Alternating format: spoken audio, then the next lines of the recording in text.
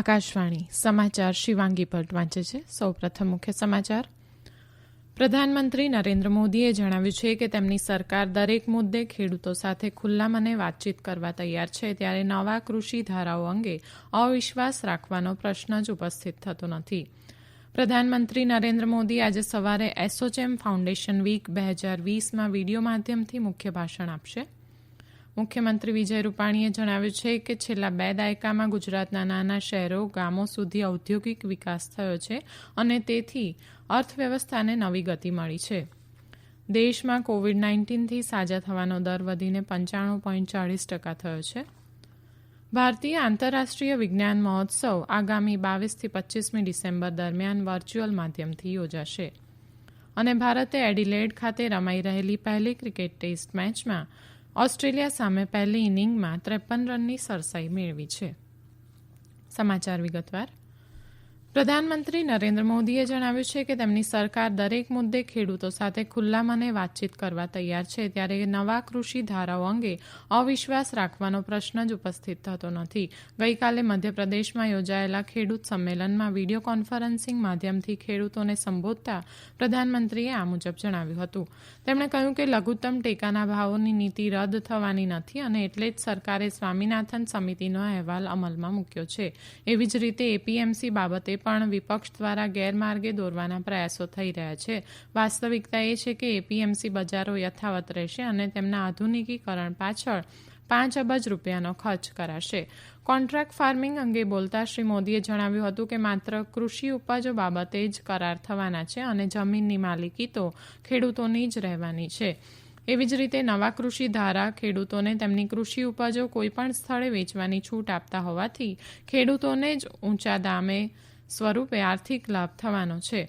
પ્રધાનમંત્રીએ ખેડૂતોના હિતમાં તેમની સરકારે લીધેલા પગલાંઓની જાણકારી આપી હતી. પ્રધાનમંત્રી નરેન્દ્ર મોદી આજે સવારે એસોચેમ ફાઉન્ડેશન વીક 2020માં વિડીયો માધ્યમથી મુખ્ય ભાષણ આપશે. તેમજ ASSOCHAM enterprise of the century પુરસ્કાર ટાટા ગ્રુપ વતી રતન ટાટાને આપશે. એસોચેમની સ્થાપના 1920માં દેશના બધા જ ક્ષેત્રોમાં પ્રતિનિધિત્વ કરનારા પ્રમોટર ચેમ્બર્સ દ્વારા થઈ હતી. 400થી વધારે મંડળો અને વ્યાપાર સંઘો સાથે એસોચેમ ભારતીય ઉદ્યોગ માટે જ્ઞાનના કેન્દ્ર તરીકે ઉભરી આવ્યું છે. ગુજરાતનો જીડીપી વર્ષ 2001માં 1 લાખ કરોડ હતો, તે હવે વધીને 18.9 લાખ કરોડ થયો છે.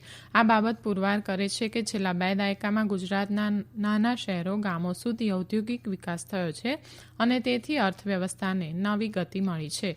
મુખ્યમંત્રી વિજય રૂપાણીએ એસોચેમ સ્થાપના સપ્તાહ નિમિત્તે ભારતના અર્થતંત્રને 5 ટ્રિલિયન સુધી પહોંચાડવામાં વિકાસના ચાલક બળ એવા ગુજરાતની ભૂમિકા આ અંગેના વેબિનારમાં આ મુજબ જણાવ્યું હતું.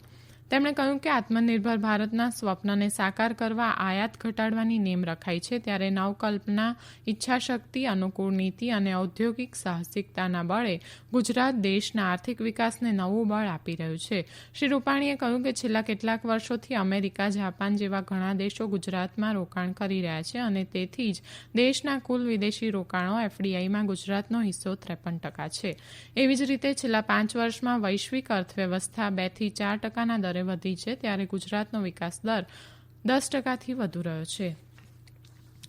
સંરક્ષણ મંત્રી રાજનાથસિંહ આજે હૈદરાબાદ પાસે દંડીગલમાં વાયુસેના એકેડમીમાં પાસિંગ આઉટ પરેડનું નિરીક્ષણ કરશે. તેઓ 2 દિવસના પ્રવાસે ગઈકાલે સાંજે વાયુસેના એકેડમી પહોંચ્યા.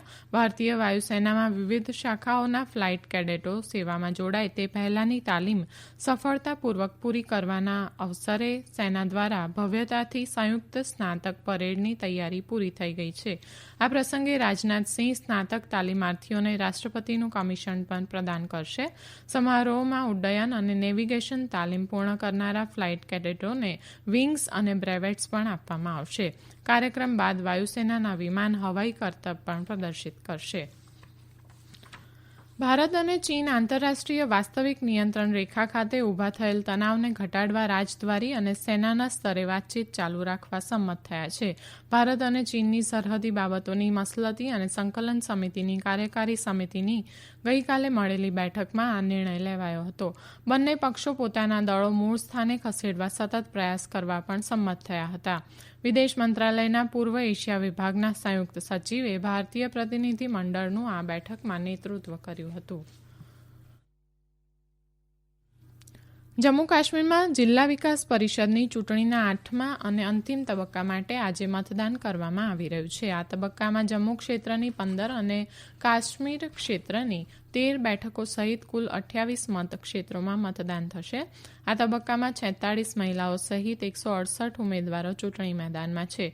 રાજ્ય ચૂંટણી કમિશનર કે શર્માએ જણાવ્યું છે કે સ્વતંત્ર અને હિંસામુક્ત મતદાન માટે વ્યાપક સુરક્ષા વ્યવસ્થા કરવામાં આવી છે. સરપંચો અને પંચો માટેની પેટા ચૂંટણી પણ આજે યોજાશે. આ સમાચાર આપ આકાશવાણી પરથી સાંભળી રહ્યા છો. વધુ સમાચાર કોરોના અંગેના આ સંદેશ બાદ.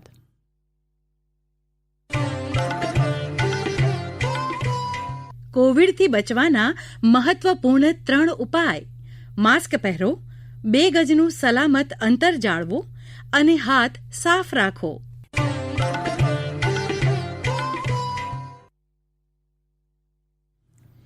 દેશમાં કોવિડ-19થી સાજા થવાનો દર વધીને 95.40% થયો છે. છેલ્લા 24 કલાકમાં 29,000થી વધુ દર્દીઓએ કોવિડને માત આપી છે. આ સાથે જ દેશમાં અત્યાર સુધીમાં નોંધાયેલા કુલ 1,04,825 કેસોમાંથી કુલ 95,49,923 દર્દીઓ સાજા થઈ ગયા છે. હાલમાં દેશમાં કોરોના વાયરસના કુલ 3,07,097 એક્ટિવ કેસો છે. છેલ્લા 24 કલાકમાં 26,991 નવા કેસો નોંધાયા છે તથા કુલ 342 લોકોના મોત સાથે કુલ મૃત્યુઆંક 1,45,171 થયો છે. દરમિયાન ગુજરાતમાં છેલ્લા 24 કલાકમાં 1,075 નવા કેસો નોંધાયા છે તથા 1,155 લોકો સાજા થયા છે અને 9 લોકોના મોત થયા છે. ભારત આંતરરાષ્ટ્રીય વિજ્ઞાન મહોત્સવ IISF આગામી 22થી 25મી ડિસેમ્બર દરમિયાન વર્ચ્યુઅલ માધ્યમથી યોજાશે.